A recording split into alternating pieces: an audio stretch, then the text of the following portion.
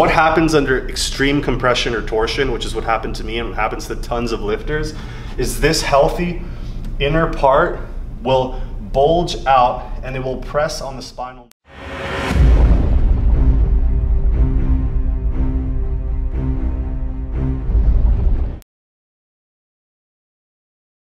All right guys, what's going on? It is Thursday and I've had a couple meals. I'm ready to go train some back. Gonna do a little bit of different training today. Back to some pull-ups, I think, but I wanna see what I weigh because it's been a while and I haven't had a real gym weight weigh-in in a long time. So this isn't morning weight, but it should be pretty heavy, although I did kind of slack on my diet for a few days because I had some things going on. But now I've eaten up and I'm curious to see where I'm at. So let's see. Let's see where we're at right now. Well,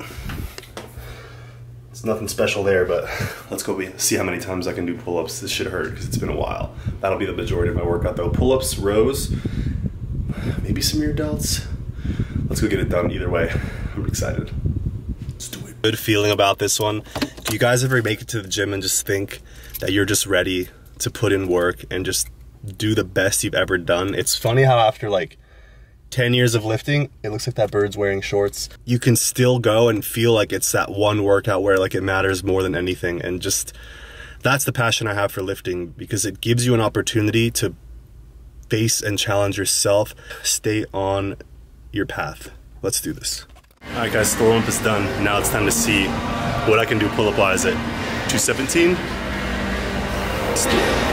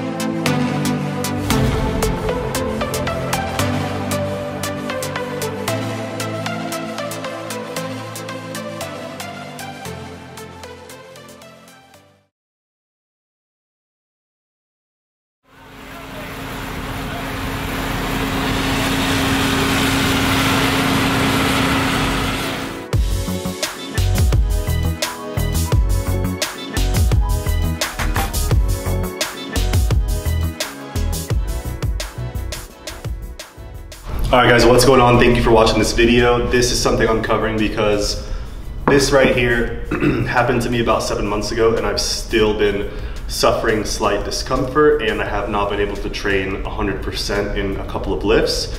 And when this injury happened to me, I didn't know if it was a muscle pull, a muscle tear, or a herniated or slipped disc or bulging disc. But what I realize now is that it's definitely what the injury was. I did see a spine doctor here in South Florida. I think his name was Dr. Bruce Vonich or something like that. And he didn't want to send me for an MRI based on my pain level.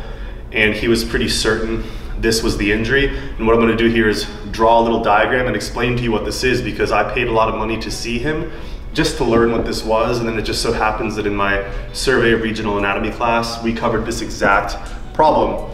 And I think a lot of you guys have it mistaken the way I did, thinking that the vertebrae shift or the vertebrae get like dislodged or misplaced. That's not at all the case. So let me draw a little diagram here. I'll put a picture of the spine, but I'm not gonna draw it all out, but I will draw a diagram of one vertebral spine, or I'm sorry, one vertebral bone, probably the lower lumbar bone, and I'll show you guys what a slip disc really is.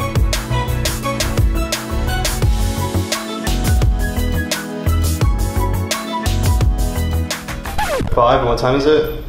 4:45. Oh shit. So for the diagram, let's try this again.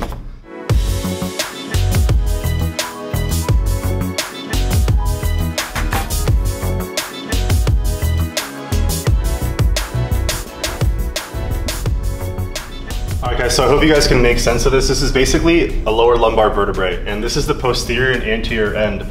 So if you took this and just rotated it 90 degrees, it'd be as if I was standing like that. So this pointy process is the back spinous process, and the body of the vertebrae is more in front of me. But that's not necessarily that important for what we're covering here.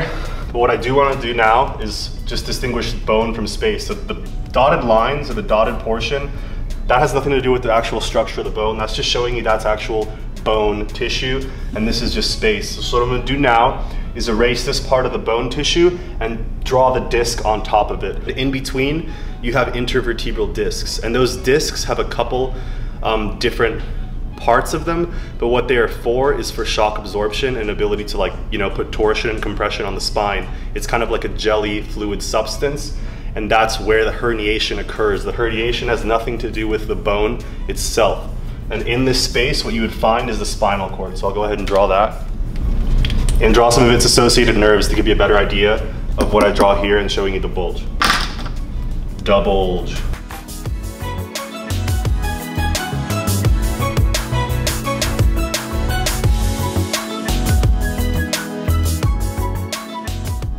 Okay guys, so now on top of the bone itself, we've laid the intervertebral disc. It has two parts, exterior and an internal part, or I guess an exterior and a more medial part, and the bone is still there, and these are just nerves innervating the spinal cord. So this is kind of like the covering, and then these are the individual nerves coming out, innervating the spinal cord itself. So what's gonna happen is a bulging, slipped, or herniated disc is this portion of fluid. It's mostly water and some connective tissue. This itself is gonna bulge under pressure, and I'm gonna draw it bulged. So this is a healthy intervertebral disc on top of vertebrae. What I'm gonna do now is draw a herniated disc.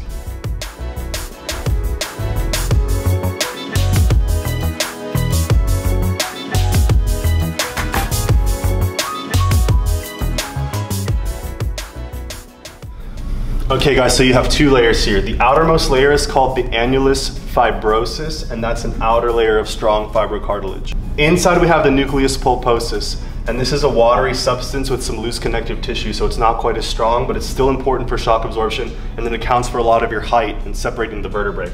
So what happens under extreme compression or torsion, which is what happened to me and what happens to tons of lifters, is this healthy inner part will bulge out and it will press on the spinal nerve. And this is probably, I guess, a minor case I drew. I'm not sure, I'm not a doctor. I'm just studying this on really my own, taking classes for it, but regardless, this isn't medical advice, this is just me giving you some knowledge that you could probably Google, but in a format you may kind of learn better. So the bulging and herniated disc right here, if you can see, it's pressing on these spinal nerves. So the morning after I woke up, I was in extreme excruciating pain, my entire lower back area, so I couldn't really tell what it was. But after the recovery process and still feeling radiating pain down here, some days if I sit too long or if I do a bad movement, it's pretty obvious to me that this is the case. So regardless of what my condition is, what I wanted to show you guys is what a herniated disc is. It's pretty much a misnomer because it doesn't mean that the discs themselves are kind of herniating out of place, or it's at least interpreted wrong by most people. It has nothing to do with the bone, it has nothing to do with your vertebrae. People kind of read this as herniated vertebrae. That's kind of what they imagine, that's at least what I imagine, but that's not the case. What you have here is the inner part, the nucleus pulposus, bulging and rupturing and leaking and pressing into the spinal cord and spinal nerves. And that's gonna cause radiating pain and extreme discomfort, and the recovery process, from what I researched, can be up to, you know, I guess it's almost an unlimited amount of time, but it can easily be like upwards of 2 or 3 years. And what's up for debate really is, will this ever completely heal? My doctor told me that I could get back to 100% since I'm young and healthy and whatnot, and the injury wasn't too bad. But it's not really known whether this disc, whether you feel 100% or not, it's not known if this disc will ever get back to its original state. So the immune system may attack what was bulged out, it may eliminate it, so maybe you'll be left with kind of like, you know, a different shape. I'm not sure whatsoever, but for the purpose of this, I'm just showing you what a herniated disc is, and if it happens to you, it's gonna suck really bad. So be careful when you're deadlifting and squatting, be careful when you're doing things in the gym. It's not really something you can avoid by anything else other than staying away from extreme 1 rep maxes and staying away from form breakdown. So I hope this helps, guys. I know if I had this information when my injury happened, it would have saved me $500, and it would have saved me a lot of wondering and a lot of just being really pissed, more pissed than I should be. So I hope this helped, guys. Thank you very much. Peace.